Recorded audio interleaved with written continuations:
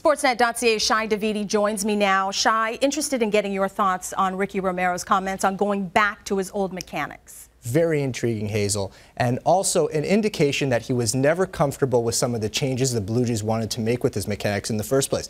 This was something that he had to do when the Blue Jays sent him down to Dunedin. He embraced it at the time because he wanted to get back to where he wants to be in the major leagues. He did. There wasn't a ton of success there, and now he's continued to struggle with that in the minors. He wants to go back to what he's always known, what he's believed in, what he felt got him to the major leagues in the first place. And the Blue Jays are out of ideas. At least Romero's got one. And just a note, Ricky Romero was supposed to get the start today in Buffalo. That game rained out. He's going to make the start in Game 1 of a doubleheader tomorrow. Speaking of Buffalo, Anthony Gose, he got sent down to the Bisons.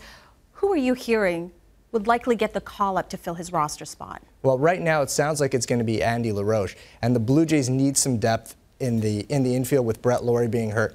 And with Rajai Davis's return, it made Gose a little bit redundant. Rajai Davis is this team's fourth outfield, and Anthony Gose needs to play on an everyday basis for his development to continue. That's going to happen in Buffalo right now. When the Blue Jays do call him up for good, they want him to be in the lineup every day. That's simply not going to be able to happen right now. Now, there was speculation that Dustin McGowan might get the call up.